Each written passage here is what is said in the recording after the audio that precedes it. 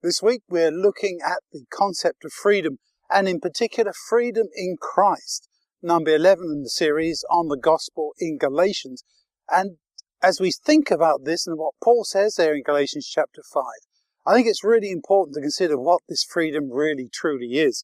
Some quotes in the notes for this time, which I think are very significant. One from Victor Hugo: liberation is not deliverance. And if you think about that for a moment, liberation is not deliverance. You may be set free, but set free into what?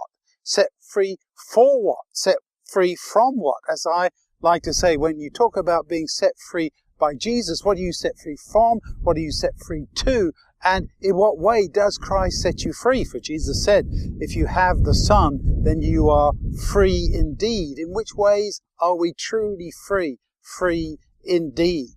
So, as we study this week's lesson, let's think about that as we look again at this freedom that Jesus has provided for us and which was being negated by those people in Galatia who were going back to the old ways and really enslaving themselves once again. And that really is the problem for us too, isn't it? We are set free from Christ, and in that excitement of new birth, of being set free, liberated from our lives of sin, we then are following ways which eventually can lead us back into the paths of sin. And so I think as we consider being set free by Jesus, we should think about what is really being said here. Another quote in the notes for this time from Archibald MacLeish. He says that freedom is the right to choose, the right to create for yourself the alternatives of choice. Without the possibility of choice and the exercise of choice, a man is not a man, but a member, an instrument, a thing. And that takes us way back to the beginning, doesn't it? When God created sentient beings, angels, the other beings of other worlds that had the capacity for thought, and human beings. We have the ability to think. And because we have the ability to think, then we consider the various options, because God gave us that fundamental freedom, the freedom to choose what we want to believe, to choose what we want to do, to choose the way that we live our lives.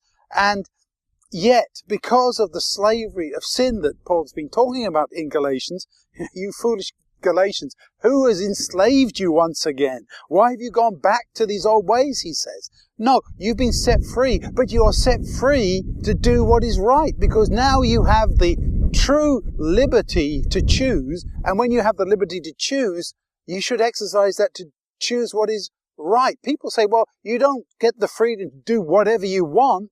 Well, I disagree. I think you do have the freedom to do whatever you want, as long as whatever you want is to do what is right.